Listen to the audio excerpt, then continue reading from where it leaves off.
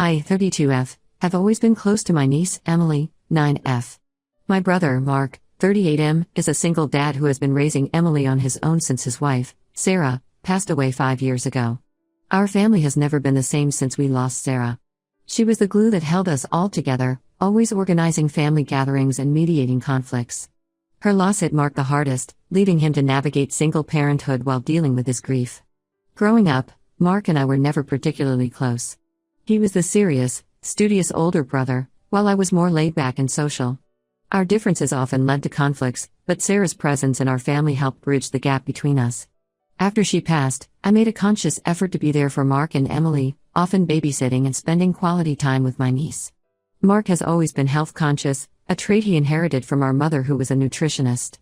However, over the past few years, his obsession with clean eating has reached extreme levels. It started gradually after Sarah's death. At first, we all thought it was just his way of coping with the loss and ensuring Emily stayed healthy.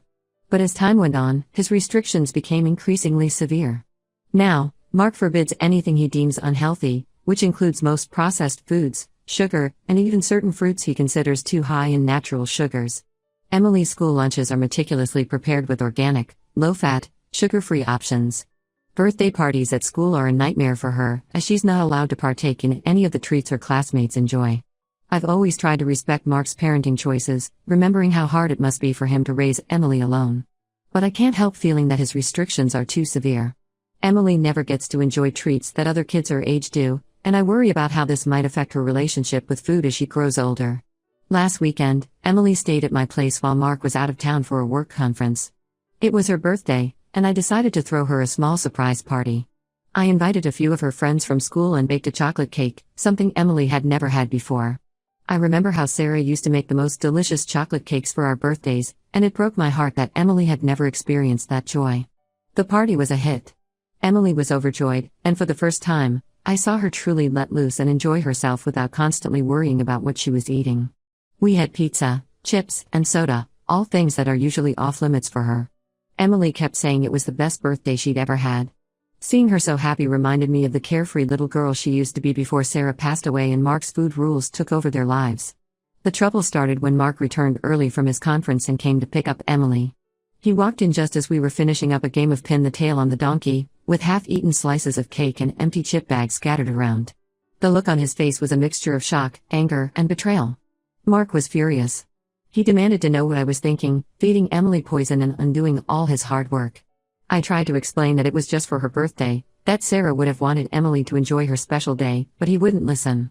He called me irresponsible and accused me of trying to undermine his parenting. Things escalated quickly. I told Mark that he was being unreasonable and that his extreme diet restrictions were going to give Emily issues with food later in life. I mentioned that I'd noticed Emily becoming anxious around mealtimes and obsessing over ingredient lists, behaviors that worried me. I reminded him of how Sarah used to emphasize balance in all aspects of life, including diet. Mark exploded. He said I had no right to criticize his parenting or bring Sarah into this. He accused me of never understanding their relationship and trying to replace Sarah in Emily's life. His words stung, bringing up old insecurities about my place in the family. He grabbed Emily's things and stormed out, telling me not to expect to see them anytime soon. Emily looked back at me with tears in her eyes as Mark ushered her out the door. The sight of her distress broke my heart. It's been a week, and Mark isn't returning my calls or texts. Emily managed to sneak a call to me yesterday, saying she misses me and thanking me again for the party. She also mentioned that Mark has become even stricter with her diet since the incident, going so far as to pack her snacks for playdates. I'm torn. I know I overstepped by going against Mark's wishes, but I truly believe his approach to food is harmful. Emily is a healthy, active child with no medical issues requiring such a restricted diet. I'm worried about the long-term effects this could have on her physical and emotional well-being. Part of me wonders if I should have approached this differently. Maybe I should have talked to Mark about my concerns before throwing the party. But another part of me feels that Emily deserved to have one day where she could just be a normal kid. I can't help but think about what Sarah would say if she could see how things are now. She always emphasized the importance of balance and enjoying life's little pleasures. I feel like I'm caught between honoring her memory and respecting Mark's parenting choices. Our parents have stayed out of it so far, not wanting to take sides. But I'm considering reaching out to them for advice. I'm worried that if this continues, we might lose the tight-knit family dynamic that Sarah worked so hard to foster. Ida for letting Emily have junk food at her birthday party and standing up to my brother about his extreme health obsession? Should I have handled this differently? I'm at a loss for what to do next and could really use some outside perspective. Update 1. It's been about a month since my last post, and a lot has happened. First, I want to thank everyone for their support and advice. It really helped me gain perspective on the situation and gave me the courage to take action. After my brother Mark cut off contact, I was really worried about Emily. I couldn't shake the feeling that something needed to be done. The image of Emily's tearful face as Mark dragged her away from the birthday party haunted me. I decided to reach out to our parents and our older sister, Lisa, 40F, to discuss the situation. To provide some context, our family has always been close-knit, but we've had our share of challenges. Our parents, both in their 60s, have always tried to maintain a neutral stance in conflicts between us siblings. Dad is a retired high school principal, known for his level-headedness, while Mom is a former nutritionist who instilled in us the importance of healthy eating from a young age. Lisa, our older sister, is a child psychologist. She's always been the peacemaker in the family, often mediating our squabbles when we were younger. When Sarah passed away, Lisa was instrumental in helping Mark and Emily through their grief, providing both professional and familial support. To my surprise, when I reached out to them, they admitted they had also been concerned about Mark's extreme approach to Emily's diet but hadn't wanted to interfere. Mom, in particular, felt guilty, wondering if her emphasis on nutrition during our childhood had contributed to Mark's current obsession. After a long family discussion, we agreed that an intervention was necessary, not just for Emily's sake, but for Mark's as well. We reminisced about Sarah and how she would have handled this situation. Sarah had always been the one to bring balance to our family dynamics, and we all felt her absence keenly in this moment. We planned a family dinner at our parents' house and invited Mark and Emily. Mark was hesitant at first, but our mom convinced him it was just a regular family get-together. She promised to prepare all of Mark's approved foods, which seemed to ease his mind. The day of the dinner arrived, and the tension in the air was palpable. Mark and Emily arrived last, and I could see the wariness in Mark's eyes as he looked at me. Emily, on the other hand, seemed excited to see everyone, though she kept close to Mark's side. Dinner started off awkwardly. Mark barely touched the food, scrutinizing every dish despite Mom's assurances that she had followed his guidelines. Emily, on the other hand, seemed excited by the variety but kept looking to Mark for approval before eating anything. The rest of us tried to keep the conversation light, reminiscing about family vacations and sharing updates about our lives. After dinner, as we moved to the living room for coffee, herbal tea for Mark and Emily, we decided it was time to address the elephant in the room.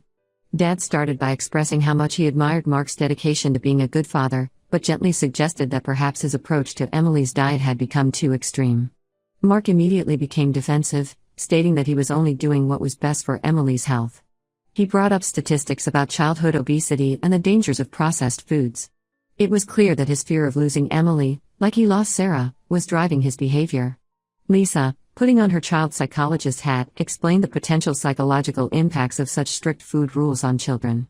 She talked about the risk of developing unhealthy relationships with food and body image issues later in life. She shared stories from her practice about adults who struggled with eating disorders rooted in overly restrictive childhoods. I shared my observations about Emily's anxiety around food and her excitement at the birthday party. I apologized for going behind Mark's back but emphasized that I was worried about Emily's well-being. Mark didn't take it well at first. He accused us of ganging up on him and tried to leave. But then Emily, who had been quietly listening to the adults talk, spoke up. Her small voice cut through the tension as she told Mark that she was always hungry at school because her lunch wasn't filling enough. She admitted to sometimes trading her healthy snacks for her friends' junk food because she felt left out. She said she loved her dad but wished she could eat normal food sometimes, like her friends did. The room fell silent as Emily's words sank in. Mark looked shocked, as if he was truly seeing the impact of his rules for the first time. Mom started to cry softly, and Dad put a comforting arm around her. Seeing Emily open up seemed to shake something in Mark. For the first time since Sarah's death, he actually listened to our concerns without getting defensive. He admitted that his fixation on clean eating had intensified after losing Sarah, as a way of trying to protect Emily from any harm. He confessed to being terrified of making a mistake in raising Emily and letting Sarah down.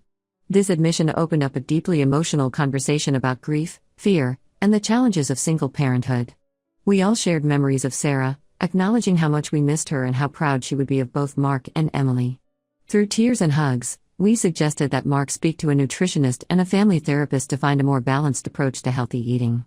We emphasized that we weren't asking him to abandon his health-conscious approach entirely, but to find a middle ground that would be healthier for both him and Emily in the long run. To our relief, Mark agreed to consider it. He admitted that he had been so focused on physical health that he might have overlooked Emily's emotional well-being. We ended the night on a cautiously optimistic note. Mark agreed to weekly family dinners where Emily could eat a wider variety of foods, and he promised to consult professionals about developing a more balanced meal plan for her. As they were leaving, Emily hugged me tightly, whispering a thank you. The look of relief on her face made all the family tension worth it. Mark gave me a nod, not quite ready for full reconciliation, but it was a start. I'm hopeful that this is a step in the right direction. I know we have a long way to go, but at least now the issue is out in the open, and we can work on it as a family. Sarah always believed in the healing power of family, and I like to think she was there with us that night, guiding us towards understanding and reconciliation. I'll keep you updated on how things progress. Thanks again for all your support and advice. It really made a difference in giving me the courage to address this issue head-on. Update 2. It's been another 2 months since my last update, and I wanted to share the progress we've made, as well as some unexpected challenges that have come up. The good news first, Mark has been seeing a nutritionist and a family therapist, as we suggested. The nutritionist, Dr. Rodriguez, has been working with Mark to develop a more balanced meal plan for Emily. She's helped him understand the importance of variety in a child's diet and has introduced the concept of sometimes foods rather than outright banning certain items. The family therapist, Dr. Chen, has been working with both Mark and Emily to address the underlying anxiety and control issues related to food. She's also been helping Mark process his grief over Sarah's death in healthier ways. Emily's diet has improved significantly. She's now allowed to have pizza on Fridays, and Mark has even started baking healthier versions of cookies and cakes with her as a bonding activity. It's been heartwarming to see them in the kitchen together, laughing and making memories, just like Sarah used to do with Emily. Our weekly family dinners have continued, and they've become a positive experience for everyone. Mark is slowly learning to relax his control over Emily's eating habits, and Emily is enjoying trying new foods without fear. Last week, she tried spaghetti and meatballs for the first time and declared it her new favorite food. However, we've hit a bit of a snag recently. About 2 weeks ago, Emily had her first sleepover at her best friend Sophia's house since Mark started relaxing the food rules. Sophia's parents, knowing about Emily's previous dietary restrictions, decided to let the girls have a junk food party to celebrate Emily's new food freedom. Apparently, excited by her newfound food freedom and the novelty of the situation, Emily overindulged in snacks and soda, making herself sick. She ended up with a terrible stomachache and threw up in the middle of the night. Sophia's mom called Mark to come pick Emily up early in the morning. When Mark arrived and saw Emily pale and miserable, he was beside himself with worry and anger. He called me in a panic on the drive home, blaming me and the rest of the family for pushing him to loosen his restrictions. He yelled that this incident proved Emily couldn't handle normal food and that he had been right all along to be strict. I tried to reason with him, explaining that this was a normal part of learning moderation, and that many kids overindulge at their first sleepover. I reminded him of times when we were kids and made ourselves sick at parties. But Mark was too upset to listen. He hung up on me mid-sentence. For a few days after that, it seemed like all our progress might be undone. Mark stopped returning my calls and skipped our weekly family dinner. Emily later told me that he had gone back to his old, strict regimen, refusing to let her have any of the new food she had been enjoying. I was at a loss for what to do. I didn't want to overstep again and risk pushing Mark further away, but I was worried about Emily. I reached out to Lisa for advice, and she suggested giving Mark a little time to calm down before we approached him again. Thankfully, their family therapist, Dr. Chen, was able to have an emergency session with them. She helped Mark understand that one incident of overindulgence doesn't negate all the positive changes they've made. She worked with him on managing his anxiety and fear around food and Emily's health. Dr. Chen also worked with Emily to understand why she felt the need to eat so much at the sleepover. They talked about listening to her body's hunger and fullness cues, and about how it's okay to enjoy treats in moderation. After the session, Mark called me. He apologized for his outburst and admitted that he had overreacted out of fear. We had a long talk about the challenges of finding balance and the importance of allowing Emily to learn from her experiences, even if they're sometimes unpleasant. We're back on track now, but it's clear that this journey isn't going to be without its challenges. Mark is still struggling with his need for control, especially in situations where he's not present to monitor Emily's food intake. Emily is still learning how to navigate her new relationship with food, and there will likely be more bumps along the way. I'm trying to stay positive and supportive, but I'd be lying if I said I wasn't worried about potential backsliding. We're taking it one day at a time, celebrating small victories, and working through setbacks together as a family. One positive outcome of this incident is that it's opened up more honest communication between Mark and Emily about food. Emily felt comfortable telling Mark that she had felt pressured to eat everything at the sleepover because she was afraid she might never get the chance again. This led to a heartfelt conversation where Mark reassured her that the changes in their diet were permanent, and that she didn't need to worry about foods being taken away again. We're all learning from this experience. As a family, we've decided to be more mindful about how we introduce new foods to Emily. We're focusing on teaching her about balance and moderation rather than just giving her free rein. I'll update again if there are any major developments.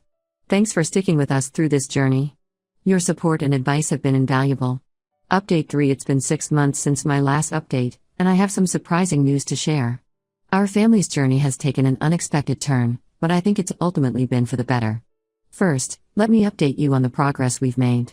Mark and Emily have continued to work with their therapist and nutritionist. Emily's relationship with food has improved dramatically. She's able to enjoy a variety of foods without anxiety, and Mark has learned to trust her to make her own choices within reason. Our family dinners have become a joyous occasion rather than a source of tension. Now, for the unexpected twist, about 2 months ago, Mark started dating again. Her name is Lily, 36F, and they met at a local farmer's market. Lily is a pastry chef who specializes in creating healthier versions of traditional desserts. At first, I was worried that this might trigger Mark's old anxieties about food, but surprisingly, it's had the opposite effect. Lily's balanced approach to indulgence has been eye-opening for Mark. She's shown him that it's possible to enjoy treats while still maintaining an overall healthy lifestyle. Mark has even started taking cooking classes with her, learning to create nutritious meals that are also delicious and satisfying. The change in Mark has been remarkable. He's more relaxed, happier, and his relationship with Emily has improved as a result. Emily adores Lily and loves helping out in the kitchen when Lily comes over to cook. It's heartwarming to see Emily excited about food again, asking questions and learning about different ingredients. Last week, we had a big family barbecue to celebrate Emily's 10th birthday. Mark and Lily worked together to create a spread that included both healthy options and treats. The highlight was a beautiful birthday cake that Lily made using whole grain flour and natural sweeteners. Emily was thrilled, and for the first time in years, Mark didn't fret about the food being served. During the party, I overheard Emily telling her friends about the different foods and their nutritional benefits, not in a restrictive way, but with genuine interest and enthusiasm. It was clear that she was developing a healthy, balanced attitude towards food.